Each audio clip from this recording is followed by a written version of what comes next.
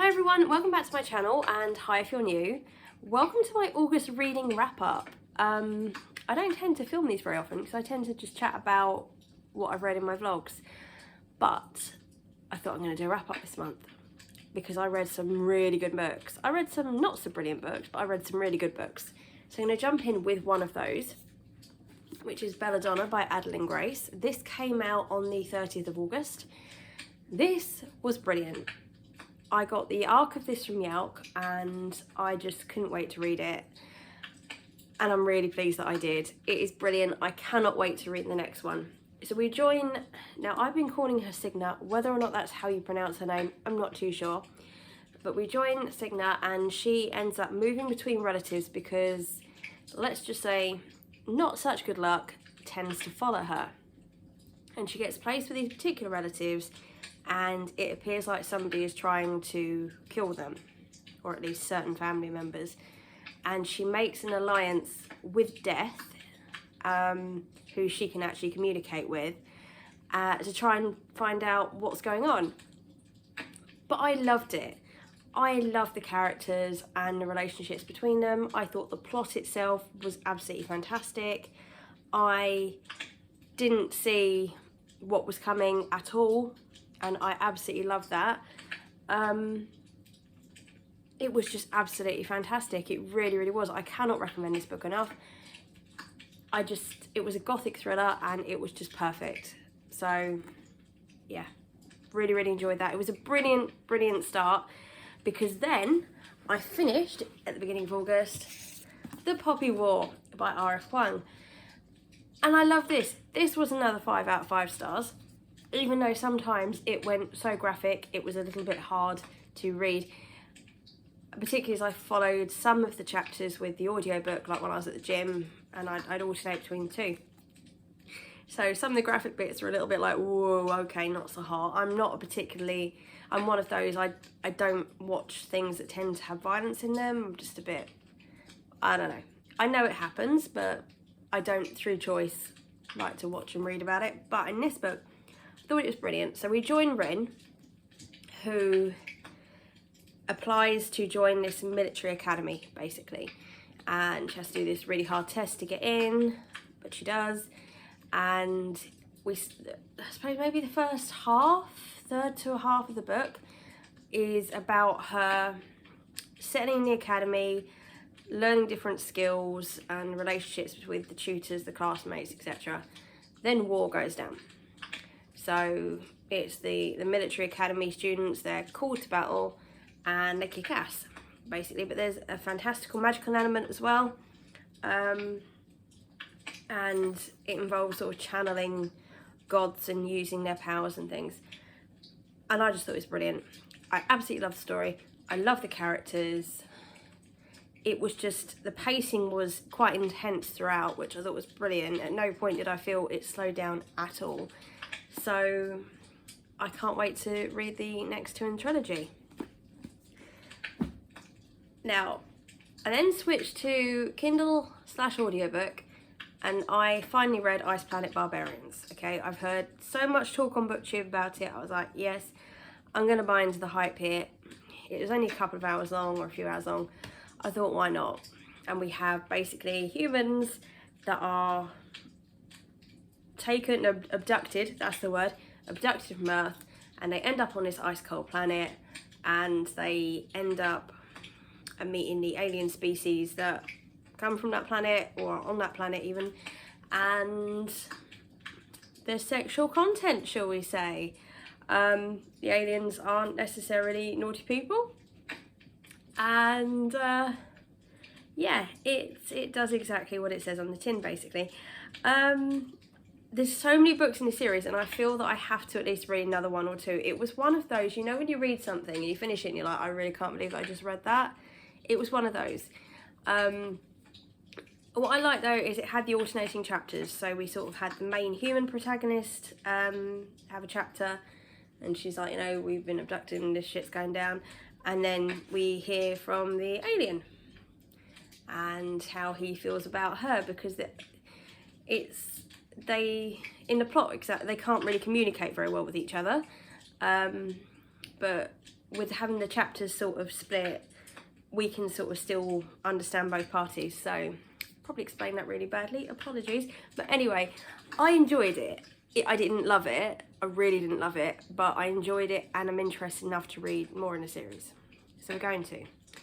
Then I read Daisy Jones and the Six by Taylor Jenkins Reid. Now this was a 5-star anticipated prediction for me. It didn't quite do that and I'm gutted. So we join, basically, Daisy Jones is a solo artist, the Six is a band, and this is them sort of like starting independently, coming together, what happens to the band, who ends up with who doesn't end up with who, things that happen in their personal lives, and it's all told sort of through an interview. And I really like that format. I love the format, in fact. I thought it was really, really good. It did keep my interest throughout. I didn't see it ending maybe the way that it did. Ending was perfectly fine, but I think you're led down a path and you expect something to happen. But I don't know, it just fell a little bit short of the 5-star for me.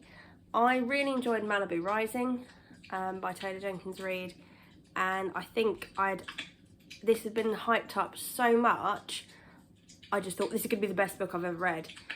And it was good. It was good. It just wasn't wow. But, in my opinion, don't shoot me for it. I know a lot of people love the book, and as I said, it was still a really good book. For me, it just fell a little bit short of the 5-star. But then didn't we fall very short of the 5-star, because I decided to give MC Beaton another go. And I read Agatha Raisin and Kissing Christmas Goodbye.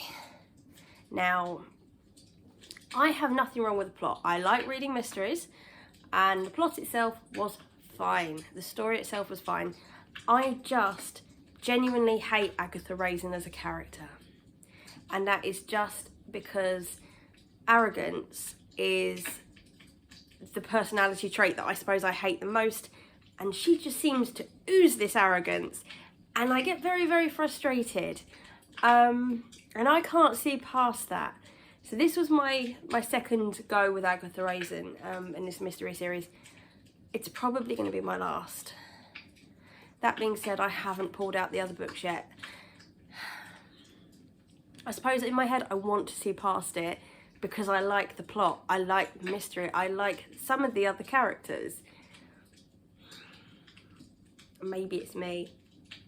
If you like this series, please let me know sort of what your take of her is. Maybe I am just completely missing the point of her and her personality, but she just winds me up. Anyway, so we started off really strong, and then we sort of slowly went down a little bit. Then I read Love Boat Taipei. Now, I mean, I enjoyed it. It's a YA book, and if I'd have read this in my teens, this would have been a 5 out of 5 star, because we had the drama, we had the romance, we had the angst with the parents, you know, we had the breaking free and discovering yourself, and as a teenager, yeah, love it. So for it being a teenage book, I think it was really, really good. Reading it as an adult, maybe just knocked it down half a star, but it was still good. So we join Eva, who has very, very strict parents, and they send her away to this summer school.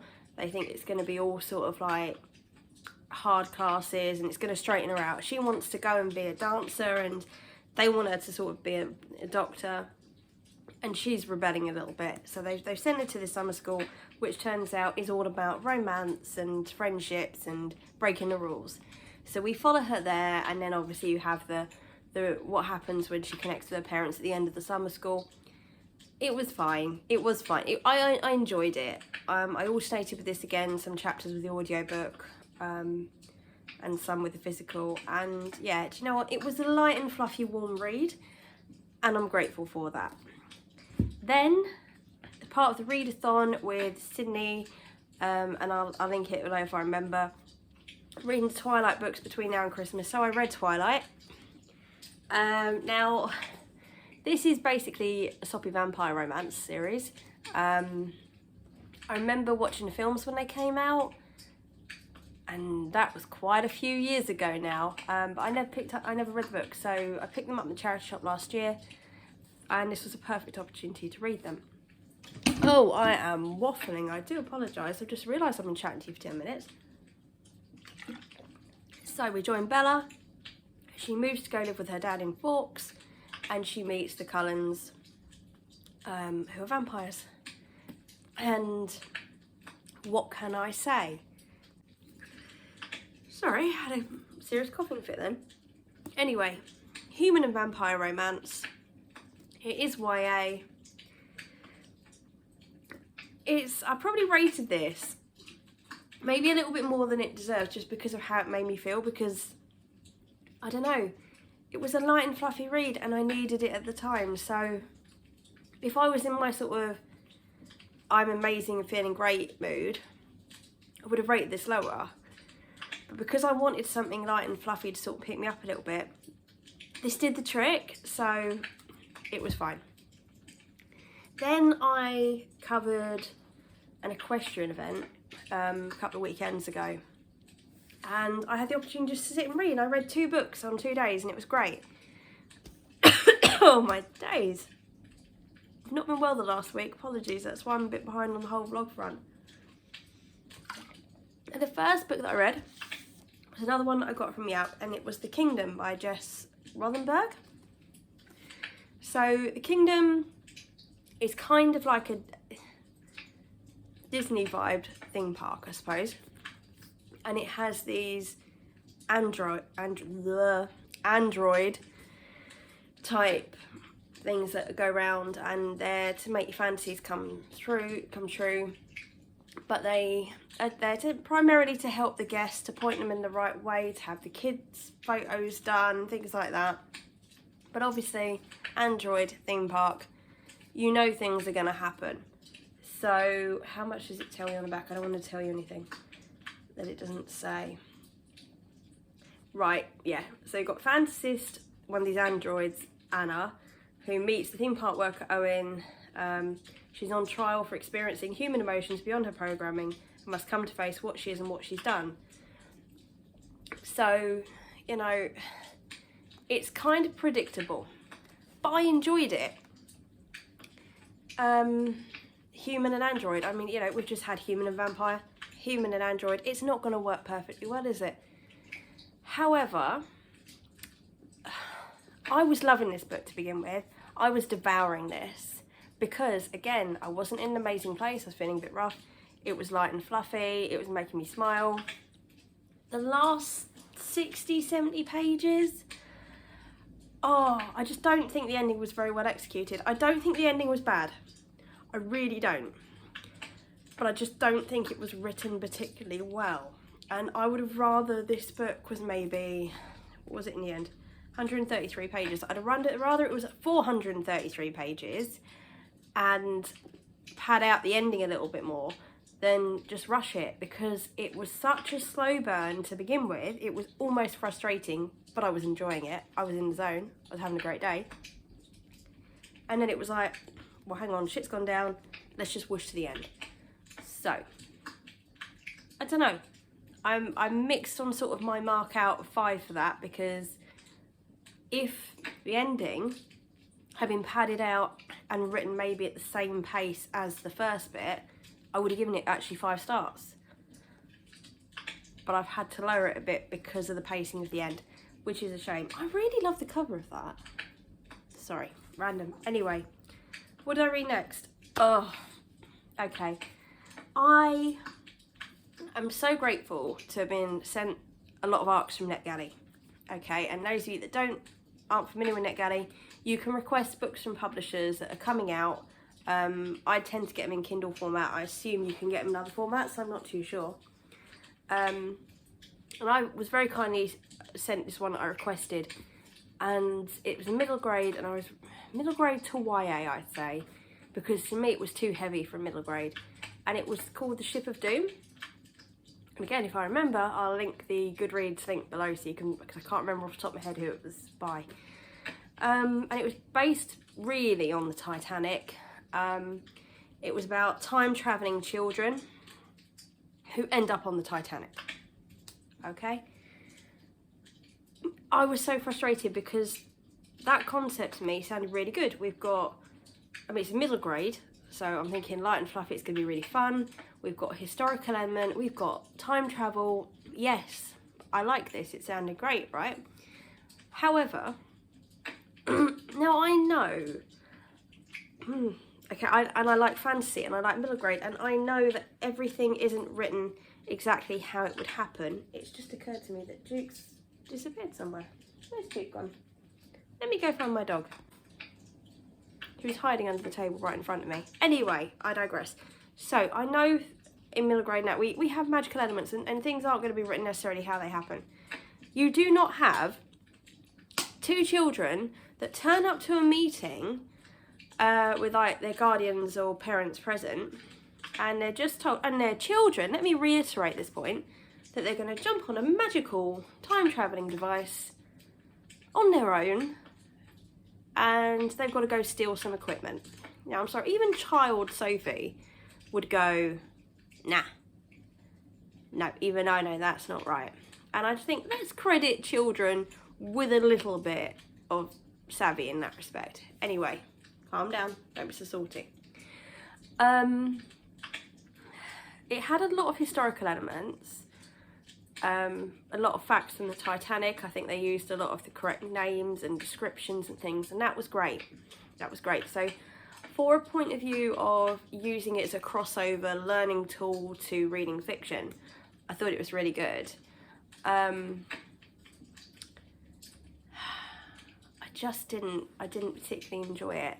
So I think I've rated it 2.5 stars, which is still not bad. It's still not bad. It didn't hit a 1 or 2 star because I love the concept of it. I love the fact that it had some correct historical facts in it. I just don't necessarily think it was executed particularly well. It has been ended on a good point, so there can easily be a follow-up. It can easily turn into a series. I like kind of how they've done that. And the characters were fine. So a lot of it was positive, okay? So if it's on your TBR, please do give it a go still and just let me know what your thoughts are. But it just fell a bit short, excuse me. Apologies. Where was I? Ship of Doom. As I said, it wasn't well. Would I read the next one in the series? Yeah, I think I would. Because I'm hoping that they would time travel to something else, like a key historical moment. And potentially would learn a little bit about that. So, yeah. I'm really divided about that book to the point it's really winding me up because I really don't know what to give it out of 5 because I didn't enjoy reading it, but I can see so many really good things with it. Let's move on to another book. We have 2 more to talk about. Next one I read was Yes Man by Danny Wallace. I love the film Yes Man with Jim Carrey. It is genuinely one of my favourite films, and it's one of those, if I'm having a bad day, that's what I put on. That is my go-to. It just makes me smile. And I love the concept about just saying yes. If I think in my life, I tend to say no due to anxiety and stuff, and I would love to experience so much more by saying yes. So I love the film, so I was really excited to read the book. I really enjoyed it. Now, I love, once I've read a book, I scroll through all the comments on Goodreads then, and see all other ratings and things like that, just to see what I agree with and what I don't agree with necessarily, just out of interest. I'm a nosy cow. And this has taken a lot of crap. And I just don't think unnecessarily. I mean, yes, I think if you go into this and you know not to take it so seriously, I think you really enjoy it. Because yes, he does say yes to everything, and therefore does some stupid things. To me, there's a couple of chapters that I like to think are written kind of sarcastically, because there's no way he would have been that stupid to have done those things. You know, we don't fall for the email scams. We're not, you know, I think most of us know, and I think he knew at the time, and I think that was a load of nonsense. But on the whole, I thought it was really interesting. I think the whole concept of saying yes, documenting it is very interesting. I think the knock-on effect that it had on his life, the humorous anecdotes in here, I enjoyed it. It was a good read. I mean, it's quite a chunky book and I read it over 2 days. It just made me smile. So yeah, give it a go, make up your own mind. Don't listen to all the Goodreads comments. And the last book, again, really hard for this one. I have given it a 5 out of 5, even though it's taken me ages to read, and that is All Your Perfects by Colleen Hoover. Because I've given it 5 out of 5 because it was a bloody good book. And as per usual, it was an emotional book. I was an emotional wreck at the end of it. However, and I have moaned about this, I believe, in another vlog before, I shall moan again. Give us a warning when you're discussing certain things. So here we join Quinn and Graham, who get together after, does it say this? Yes, it does. Oh my goodness, I thought that was a massive spoiler then. I thought I was going to have to, because I'm not brilliant at editing, I thought I'd have to wipe this whole last few minutes and go back and refilm. It does clearly say it on the back. So we join Quinn and Graham, who get together after finding out that their respective partners, that they're cheating on each other. And did I word that well? Her other half is sleeping with his other half and then they get together. That's what I mean, okay? However, huge trigger warning for infertility. And that is not written anywhere. And I think there's certain topics, such as maybe infertility, sexual assault, death of a child, that you kind of need to put on the back of a book and people know. I know there is a website that you can go and look that up, but there's no indication of that at all. It just basically says their perfect love is threatened by the imperfect marriage. The memories, mistakes and dreams they built up over the years are tearing them apart. The one thing that could save them might also be the thing that pushes their marriage past the point of no return. Where does that say infertility? It doesn't. It doesn't give a clue. So it frustrates me. However, I love the characters. I love the story. We flip between then and now. So you sort of have a glimpse into their current marriage now, and then you find out, you know, you go back to sort of like when they got engaged or when they met each other's parents and things like that. It is a beautiful book. It really genuinely is. So I really would still recommend it. I've still given it a 5 out of 5. It's just reading about that kind of thing is not an easy read. But anyway, that was all the books I read. All of my physical ones here, and then as I said, I had 2 on my Kindle. But yeah, it was a real mixture. I really, really enjoyed it. Have I got a favourite? I think genuinely my favourite books are, they're split between the 2, Belladonna and Poppy War. I genuinely love both of these and 100% will pick up the sequels when this one was released and as soon as I can find it. But yeah, really good reading month. So roll on September. I have finished 1 book already. Do I tell you about it now? No, because I will try and do a September wrap up. But yeah, I'll catch up with you soon. I hope you're doing well. Put me an emoji of your choice down the bottom if you make it to the end. Let me know if you've read any of those, what you thought, if you have, and if any were on your TBR, let me know as well. I'll catch up with you soon. Bye.